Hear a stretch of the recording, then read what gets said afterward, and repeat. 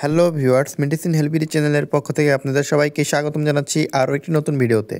Viewers, আজকে আমরা যে ওষুধটি নিয়ে আমাদের সামনে আলোচনা করব সেটির নাম হচ্ছে সেরক্স সিবি ট্যাবলেট।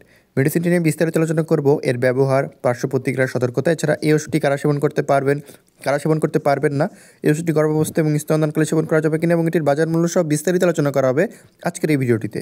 তবে তার আগে একটি কথা, আপনারা যারা আমার চ্যানেলে নতুন, যারা এখনও আমার চ্যানেলটিকে সাবস্ক্রাইব করেননি, দয়া করে আমার চ্যানেলটিকে এখনই সাবস্ক্রাইব করে আমাদের সাথেই থাকুন। তো ভিউয়ার্স, প্রথমেই মেডিসিনটি সম্পর্কে কিছুটা পরিচিত হয়ে নেওয়া যাক। মেডিসিনটির নাম হচ্ছে Cerox CV tablet. Medicine generic name হচ্ছে সেফুরোক্সিম এবং ক্লাভুলানিক অ্যাসিডের সমন্বয় এই ওষুধটি বাজারজাত করেছে এসিআই লিমিটেড। ভিউয়ার্স, এই সেরক্স সিবি ট্যাবলেটটি মূলত যে সকল ক্ষেত্রে চিকিৎসকরা নির্দেশনা দিয়ে থাকেন সেটি নিয়ে এখন আমরা আলোচনা করব। সেরক্স সিবি ট্যাবলেটটি মূলত একটি অ্যান্টিবায়োটিক ওষুধ। আমরা সকলে জানি যে অ্যান্টিবায়োটিক ওষুধগুলো সাধারণত মানবদেহে যদি কখনও কোনো ব্যাকটেরিয়া দ্বারা কোনো ইনফেকশন হয়ে থাকে তখনই কেবলমাত্র চিকিৎসকরা এই ধরনের অ্যান্টিবায়োটিকগুলো দিয়ে থাকেন। তো যে সকল ব্যাকটেরিয়াল ইনফেকশনের জন্য এই ওষুধটি দেওয়া হয়ে থাকে সেটি এখন আমরা আলোচনা করব। এই ওষুধটি সাধারণত যাদের গলার বিভিন্ন ধরনের ইনফেকশন, যেমন ফ্যারিঞ্জাইটিস, টনসিলাইটিস এবং টনসিলে যদি কারো ইনফেকশন হয়ে থাকে তাদের জন্য এই ওষুধটি চিকিৎসকরা ব্যাপক আকারে দিয়ে থাকেন। এছাড়া যদি কারো শ্বাসতন্ত্রে যদি কোনো সংক্রমণ হয়ে থাকে, যেমন ব্রঙ্কাইটিস, নিউমোনিয়া এবং শ্বাসনালীর বিভিন্ন সংক্রমণেও কিন্তু এই ওষুধটি চিকিৎসকরা দিয়ে থাকেন।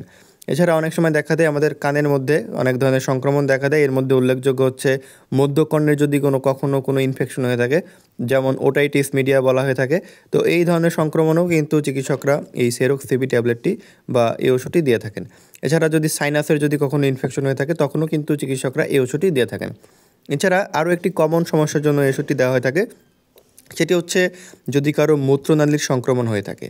যদি কারো মূত্রনালীর সংক্রমণ হয়ে থাকে, বিশেষ করে মহিলাদের ক্ষেত্রে এই সমস্যাটি খুব বেশি দেখা দেয়।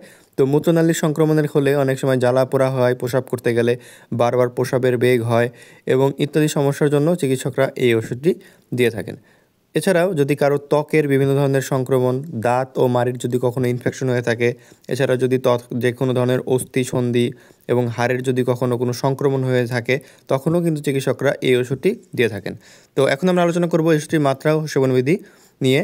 এই ওষুধটির মাত্রা সেবনবিধি নির্ভর করবে আপনি কী সমস্যার জন্য এই ওষুধটি ব্যবহার করছেন। তবে এই ওষুধটি সাধারণত যে কোনো ইনফেকশনের জন্য সাধারণত 5 থেকে 10 দিন অথবা কিছু জটিল সংক্রমণের জন্য 7 থেকে 14 দিন পর্যন্ত সেবন করতে হতে পারে। এটি সাধারণত খাবার গ্রহণের আগে বা পরে দুইভাবেই খাওয়া যায় এবং এটি সকালে এবং রাতে 2 বার সেবন করতে হয়। ভিউয়ার্স, এই ওষুধটি খাওয়ার পরে কিছু পার্শ্ব প্রতিক্রিয়া দেখা দিতে পারে, যেমন বমি বমি ভাব, ডায়রিয়া, পেটে অস্বস্তি ইত্যাদি সমস্যা সাধারণত দেখা দিতে পারে। ভিউয়ার্স, এই ওষুধটি গর্ভাবস্থা এবং স্তনদানকালে সেবন করা যাবে কিনা, প্রথম 3 মাস যে কোনো ধরনের অ্যান্টিবায়োটিক সাধারণত ব্যবহার না করাই ভালো। তবে যদি খুব বেশি সংক্রমণ হয়ে যায় বা চিকিৎসকের যদি পরামর্শক্রমে চাইলে এই ওষুধটি গর্ভাবস্থা এবং স্তনদানকালে ব্যবহার করা যেতে পারে। তবে সেক্ষেত্রে অবশ্যই চিকিৎসকের পরামর্শ নিয়ে কেবল এটি ব্যবহার করা উচিত। ভিউয়ার্স, সবশেষে আমরা এই ওষুধটির বাজার মূল্য জানিয়ে দিব। এই ওষুধের যেহেতু 500 মিলিগ্রাম এবং 125 মিলিগ্রাম আকারে বাজারে পাওয়া যায়, সেটির বাজার মূল্য হচ্ছে 60 টাকা এবং 250 মিলিগ্রাম প্লাস 62 মিলিগ্রামের প্রাইস হচ্ছে 35 টাকা। তো ভিউয়ার্স, এই ছিল এই ওষুধটি সম্পর্কে বিস্তারিত। আশা করি ভিডিওটি আপনাদের কাছে ভালো লেগেছে। যদি ভিডিওটি ভালো লেগে থাকে তাহলে ভিডিওতে একটু লাইক করবেন এবং আমাদের চ্যানেলটিকে সাবস্ক্রাইব করে আমাদের সাথেই থাকবেন। ধন্যবাদ সকলকে।